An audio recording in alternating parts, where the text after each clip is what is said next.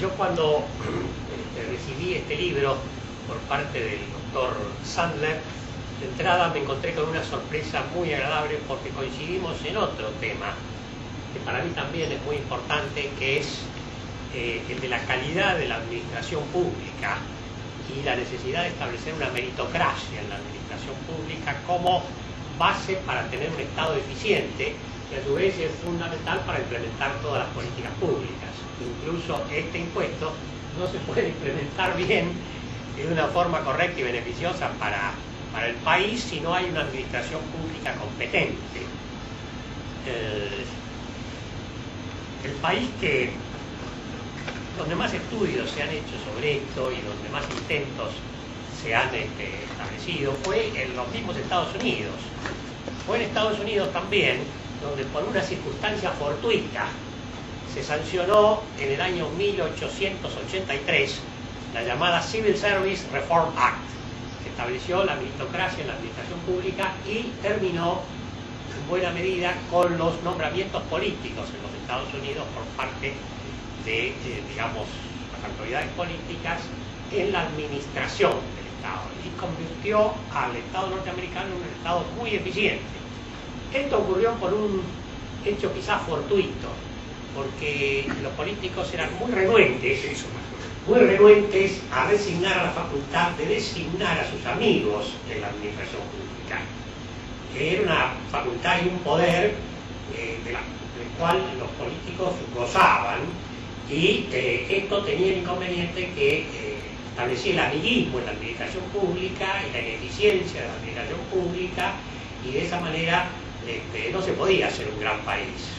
Estados Unidos no iba en camino de ser un gran país con el sistema que tenía hasta ese momento. En Estados Unidos en esa época, cuando cambiaba un presidente, echaba a todos los empleados públicos del otro partido, si era el demócrata y era el republicano, y nombraba hasta los carteros republicanos, porque, digamos, la administración pública era propiedad de los afiliados del partido que ganaba las elecciones, y el otro partido tenía que simplemente, al perder las elecciones, perder los cargos públicos. Este es el sistema que regía en los Estados Unidos. A partir de 1883 ocurrió un hecho curioso.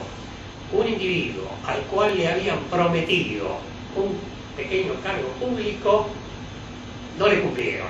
Y el individuo no encontró nada mejor que matar al presidente James Garfield, recién elegido presidente de los Estados Unidos.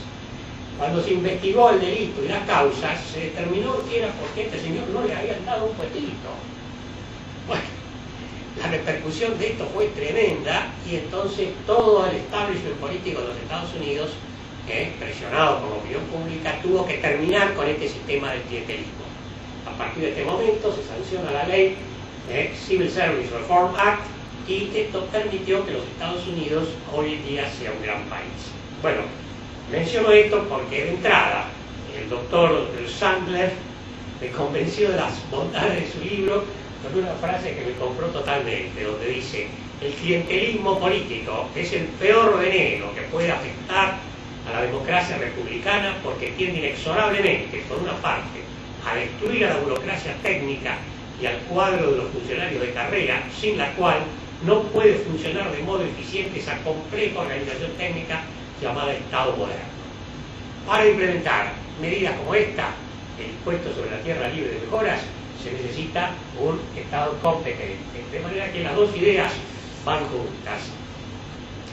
Una de las cosas interesantes que surge de este libro es que la cuestión del impuesto sobre la tierra libre de mejoras iba ya implícito en el pensamiento de Mayo de nuestro próceres. Esto es una tremenda importancia, porque esta idea del impuesto a la tierra libre de mejoras viene de los fisiócratas franceses, que sostenían que la fuente verdadera de la riqueza era la agricultura, y que había que establecer los impuestos allí en la misma fuente, el impuesto sobre la tierra libre de mejoras. Como se dice acá, era uno de los autores, nada menos que el médico Quesnay, que era el médico de Madame de Pompadour, y médico también del rey Luis XV. Bueno,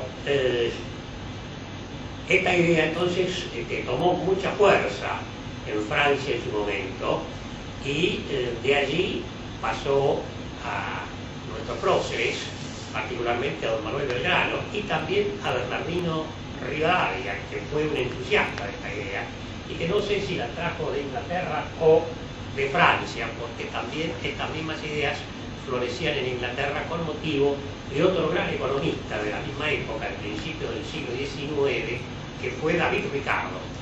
David Ricardo era un comisionista de bolsa y no tenía demasiada, digamos, querencia o amistad con la clase terrateniente de su país y era partidario precisamente de este tipo de impuestos. Lo cierto es que estas ideas llegan tempranamente a nuestro país. Rivadavia en 1812 hace traducir un libro de James Mill, el padre de John Stuart Mill. Ese libro está en la Facultad de Derecho ahora. También el mismo libro de 1812 que hizo traducir Rivadavia. Y bueno, ahí se expone la teoría económica de la época. Y de acuerdo con esta teoría económica, Rivadavia era un gran entusiasta de todo esto. Por eso, cuando llega a la presidencia en 1826, una de las primeras medidas que adopta fue establecer la enfiteusis. La enfiteusis era el alquiler de la tierra pública, pero era un contrato de alquiler a largo plazo para que el inquilino pudiera tener incentivos para establecer mejoras, establecer aguadas, alambrados, etcétera, etcétera, para mejorar la productividad de la tierra. Y el gobierno cobraba el alquiler, que era como un impuesto, ¿no? Bueno, este régimen fue defendido en el Congreso de 1826, nada menos que por Dalmacio Vélez Arfiel. Entonces tenía 26 años, había nacido en el año 1800, y lo defendió con gran ahínco en el Congreso de 1826. Y ahí están sus discursos, excelentes discursos, que dieron lugar al establecimiento de esta enfiteusis. Lamentablemente, como explica muy bien el doctor Sandler, Vélez Arfiel después cambió de idea y cuando hace el Código Civil establece el sistema romano de propiedad que contradice esta vieja idea. Lo bueno de este impuesto es que grava un bien que viene del cielo, que fue dado a los hombres por la misma naturaleza y por consiguiente al gravarlo no destruye una riqueza, sino por el contrario facilita que los trabajadores tengan acceso a la tierra porque baja considerablemente el valor, el precio de la tierra, y esto permite entonces que la gente que la trabaja pueda acceder a ella. Es un impuesto simple y ha sido muy elogiado y muy estudiado por una gran cantidad de profesores. Yo recuerdo que cuando estudiaba en Estados Unidos tenía un profesor que se llamaba Steve Lewis, que era rector incluso de Williams College, llegó a ser rector, que tenía un libro sobre esto, sobre el impuesto a la tierra libre de mejoras, y proponía incluso que el impuesto, digamos, la tasación de los bienes inmuebles la haga el propio propietario. Eso sí, si ponía una tasación muy baja, el Estado le podía comprar el inmueble a ese precio. Con lo cual desaparecía totalmente la posibilidad de que lo tase a muy bajo precio. Bueno, esto se aplicó en muchos lugares en Estados Unidos, particularmente en el estado de Pensilvania, en Harrisburg, en Scranton, en Pittsburgh. La idea es gravar la tierra libre de mejoras, pero no los edificios y las construcciones que haya sobre ella. Se grava la tierra, digamos, incluso la tierra vale porque hay un camino del Estado que llega hasta la puerta del campo. Bueno, eso determina un alto valor del campo, pero no hay que gravar las aguadas, los alambrados, los galpones, los hilos y todo lo que el agricultor haga adentro de su campo. Lo que sí corresponde evaluar es el valor de esa tierra en función de todas las mejoras que introdujo la sociedad por la vía de los caminos, los telégrafos, las estaciones de tren, etcétera, etcétera, porque es el mérito de ese valor que está en la sociedad y no en el individuo. Bueno, esto llegó a implementarse, como les decía, en el estado de Pensilvania, sobre todo en Estados Unidos, también se implementó en Australia, en Nueva Zelanda, en Hawái, y ha habido jurisprudencia bastante importante, incluso de la Corte Suprema de los Estados Unidos, que dice que incluso el gobierno federal de los Estados Unidos tenía facultades para establecer este tipo de impuestos sobre la tierra, que normalmente en nuestro sistema es un impuesto que corresponde a provincias. Pero, mirando bien nuestra Constitución, tenemos que por una parte la Constitución establece que el régimen de la propiedad fundiaria, que es la materia del Código Civil, lo tiene que establecer el Código Civil por la vía del Congreso de la Nación, o sea que es una facultad del Congreso de la Nación establecer el régimen de la propiedad fundiaria. Por el otro lado, el artículo 75, inciso segundo de la Constitución, dice claramente que el Congreso puede imponer contribuciones directas por tiempo determinado. Quiere decir que el Congreso podría estar por 100 años, por ejemplo, este impuesto, porque se considera que es una contribución directa. Acá tengo importantes citas de jueces, justices, como se dice allá, de la Corte Suprema de los Estados Unidos, donde dice que lo que se denominan impuestos directos son el impuesto de capitación, es decir, el impuesto per cápita a un individuo y respectivamente su condición, ¿no? digamos 1.000 pesos por año por cabeza. Ese es un impuesto directo. Otro impuesto es el impuesto sobre la tierra. Son los dos impuestos directos que autoriza nuestra Constitución, porque en esto nuestra Constitución es una copia de la Constitución norteamericana. Bueno, acá tenemos citas del juez Patterson, del juez Samuel Chase, todos más o menos opinan lo mismo. En Estados Unidos hubo varios proyectos de ley que están tratando de establecer un impuesto federal a la tierra, pero los justices decían que esto podía establecerse a condición de que la recaudación fuera a los estados, es decir, lo puede establecer el gobierno federal, pero la recaudación tiene que ser para las provincias. Esto es interesante porque las provincias nunca van a establecer lamentablemente un impuesto serio a la tierra libre de mejoras, porque las provincias están dominadas por los latifundistas locales, por los terratenientes locales, de manera que esto en los ámbitos provinciales no funciona. El impuesto a la tierra, cuando lo legislan las provincias, es el último impuesto que establecen los políticos provinciales. Se olvidan permanentemente de su regulación y normalmente es un impuesto irrisorio. Por eso yo creo que es una buena idea que esto se legisle desde el ámbito de la nación, aunque la recaudación vaya a las provincias. Me parece que esto está permitido expresamente por nuestra Constitución, por la facultad que tiene de dictar el Código Civil, el régimen de la propiedad fundiaria, y por el otro lado por lo que dice la Constitución de que el Congreso puede establecer contribuciones directas, y esto es típicamente una contribución directa, pero absolutamente de acuerdo a la antigua doctrina fiscal. Bueno, no voy a citar antecedentes que hay en Estados Unidos sobre proyectos de leyes, pero sí diré que hay unas 20 ciudades en el estado de Pensilvania que siguen este sistema. Graban la tierra, pero no las mejoras. Y si graban las mejoras es con una tasa muy leve. El impuesto fuerte es sobre la tierra en sí, sobre el terreno. Digamos, si uno hace un gran edificio, el impuesto fuerte es sobre el terreno. Entonces uno tiene incentivo a hacer un magnífico edificio sobre ese terreno, porque no le cobran impuestos sobre el edificio, sino sobre el terreno. Entonces esto hace que haya demanda de trabajo, esto estimula la industria de la construcción y esto tiene efectos muy beneficiosos sobre la actividad económica.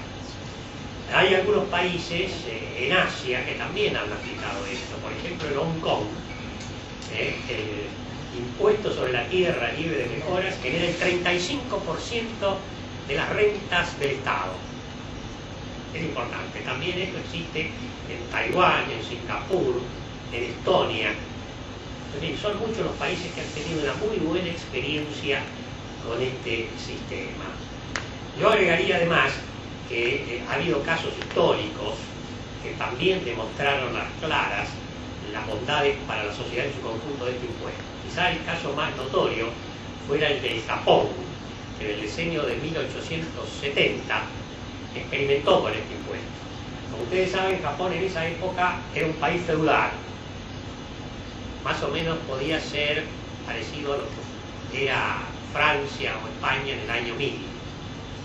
¿No? Los señores feudales luchaban unos contra otros, los trabajadores, los siervos de la gleba estaban atados a la tierra y tenían siempre que servir a su señor y no podían mudarse a otro lugar.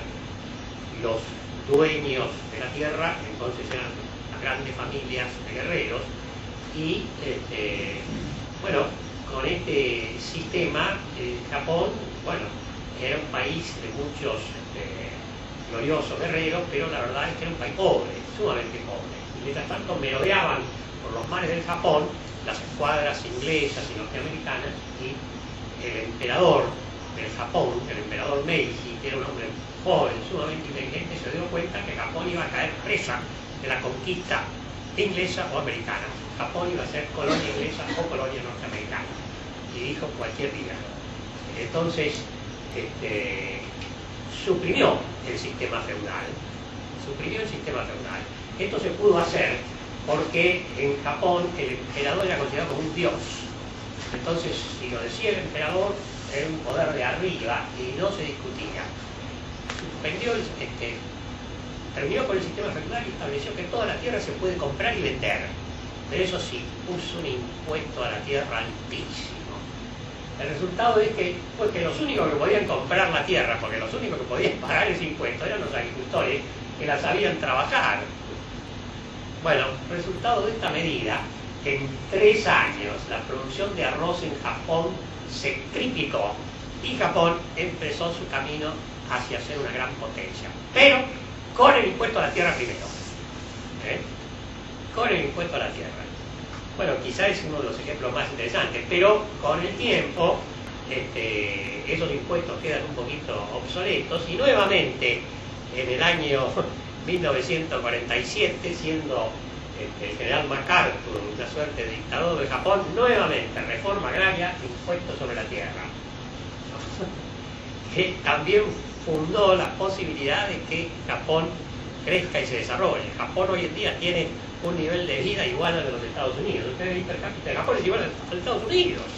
Pero en aquellos tiempos era un país paupérrimo. Y en el año 1945, ni que decir, estaba destruido y tenía un nivel de vida que era la 5ª parte del nuestro.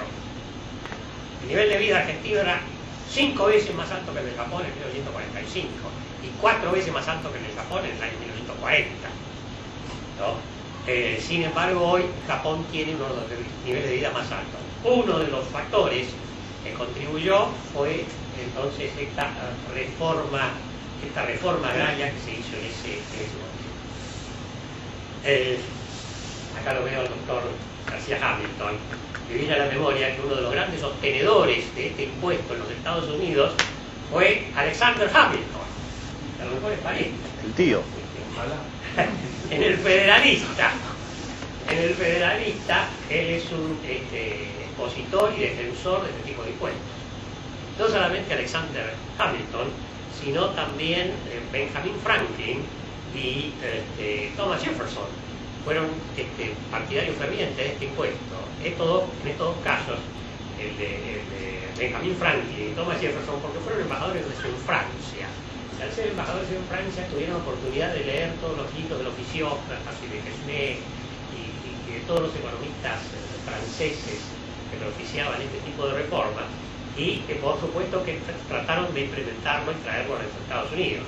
Incluso se dice que Jefferson fue el que invitó a Pierre Dupont, el de Dupont de Nemours, una de las familias más poderosas y ricas de Estados Unidos, a ir a Estados Unidos, pero la idea central era llevar esta idea del impuesto sobre la tierra.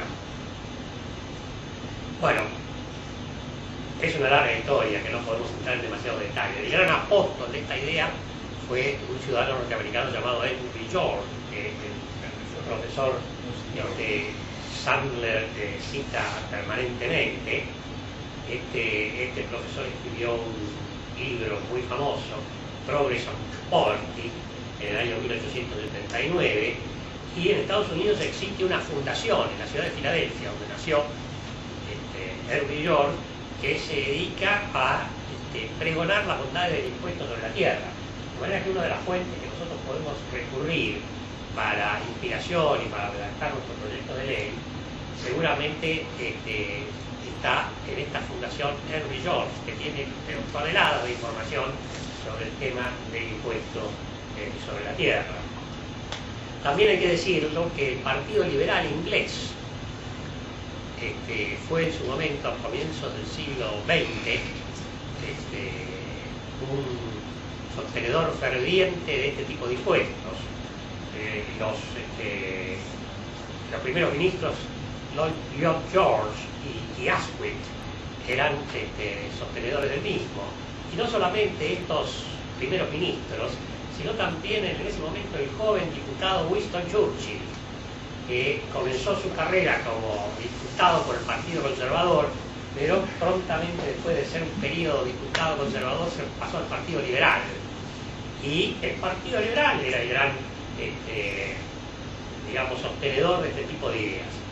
Bueno, en definitiva, yo creo que acá lo que habría que hacer en nuestro país es redactar un proyecto de ley y largarlo a la discusión sobre la base de estas premisas. Creo que tenemos muchísimo material y esto ayudaría enormemente al desarrollo económico de nuestro país. Lo que debe quedar claro es que, contrariamente a lo que la gente pueda pensar, que esto es una medida de, digamos, legisladores marxistas o cosas por el estilo, todo lo contrario. Es una idea de la más genuina y profunda y antigua raigambre liberal. Lo que pasa es que liberal progresista, ¿no? Bueno, no quiero extenderme demasiado, creo que ya lo hice en exceso. Sí decir que en algunas provincias argentinas, incluso hasta hace unos 10 o 15 años, la recaudación del impuesto sobre la tierra igualaba más o menos la recaudación del impuesto a las actividades lucrativas o ahora se llama el impuesto a los ingresos brutos. Pero actualmente, con motivo de la falta de actualización del impuesto sobre la tierra, hay provincias como Jujuy, donde el impuesto a los ingresos brutos supera en 11 veces al impuesto sobre la tierra, cuando en realidad el impuesto sobre la tierra debería superar al de los ingresos brutos, porque la tierra es un bien que ya está ahí y que no daña la actividad económica. Al contrario, al gravarse la tierra hay un incentivo a trabajar más. En cambio, los ingresos brutos en definitiva gravan el trabajo. Por eso son impuestos realmente retrógrados y habría que volver a esta idea de impuesto. Por supuesto que habría que establecer, al establecer un alto impuesto nacional, un régimen de coparticipación entre las provincias y los municipios, ¿no? Y habría que regular muy bien la cuestión de la posibilidad de compra por parte del Estado de los bienes que estén valuados muy bajos. Esto requiere una reglamentación muy precisa con las apelaciones y las cámaras y demás para evitar que haya arbitrariedades en este punto. Bueno, si se estableciera esto, además habría un gran beneficio para la economía argentina porque permitiría redistribuir la población. Es un punto que hace muy bien, desarrolla muy bien el doctor Sandler, la mala distribución de nuestra población. En muy pocos lugares tenemos casi toda la población, mientras que hay provincias absolutamente desérticas. Si la tierra fuera mucho más barata, como tendría que hacer si hubiera un alto impuesto, sería factible asentar colonos y distribuir nuestra población de una manera mucho más racional, y esto permitiría aumentar enormemente nuestra producción agrícola y permitiría en estos tiempos mejorar nuestra posición competitiva, sobre todo en momentos donde surge una potencia mundial que es China, que tiene el 22% de la población mundial, pero solamente el 7% de la tierra arable. Nuestro país está en la posición exactamente contraria, tiene una ínfima proporción de la población mundial y una alta proporción de la tierra arable. Es bien sabido que las 3 regiones más ricas del mundo en materia de tierra, donde está la mejor tierra del mundo, son Ucrania, las llanuras centrales de los Estados Unidos y la Pampa Argentina. De manera que acá, manos a la obra, si realmente queremos tener un gran país, tenemos que aprovechar esta riqueza. Bueno, no quiero extenderme porque el tema es muy vasto, pero simplemente les digo que esta sería una de las grandes reformas que necesita el país para su crecimiento económico. Muchas gracias. Doctor Conesa, usted sabe, haciendo referencia al análisis que hace el emperador Meiji respecto de su futuro, que iba a ser dependiente de Inglaterra o de Estados Unidos, usted sabe que Alberdi dijo que el Código Civil iba a tener más fuerza que todos los ejércitos del Brasil para terminar anexionando la sociedad argentina a la sociedad del Brasil. Efectivamente, seguramente él, después de escucharlo, veo que Alberdi lo que estaba viendo era el poder destructivo que iba a tener la propiedad romana y terminar con la enfiteusis y producir este fenómeno, ¿verdad? Efectivamente. Yo creo que es inexplicable la transformación de las ideas. La Argentina nació en el pensamiento de Mayo de 1810, de Rivadavia, del mismo Vélez Arfield, cuando era joven, era favorable a la enfiteusis y era favorable a utilizar la tierra para obtener recursos para el Estado por la vía de la enfiteusis. Sin embargo, cuando se sanciona el Código Civil, se establece el régimen románico de la propiedad y el impuesto típico, que es quizás el mejor impuesto dentro de cualquier impuesto que se pueda pensar, que es el impuesto a la tierra, queda totalmente soslayado. Por eso es importante que ahora, basando en la misma Constitución de Alberdi, esas cláusulas, el 75 inciso segundo y el 75 inciso 12, fueron cláusulas tomadas de la Constitución de 1853 de Alberdi. Bueno, hay que utilizarla y restablecer un régimen de propiedad fundiaria que tome en cuenta esta idea de que la tierra debe estar disponible para el que la quiera trabajar y que no tiene que ser un bien de especulación, sino un bien de trabajo. Yo creo que este concepto es fundamental para hacer una gran nación. Yo cité el caso de Japón, pero prácticamente todos los países del este del Asia, que ahora tienen un desarrollo espectacular, empezaron el crecimiento económico con un impuesto a la tierra y con una distribución de la tierra para favorecer la democracia, porque en un país pobre el único bien disponible es la tierra. Entonces, si se distribuye la tierra a una gran cantidad de gente, se fortalecen las instituciones y la democracia. Además, otra cosa que vi también en el discurso de Alberdi, dice, este código terminará con el federalismo y con la república, dice Alberdi.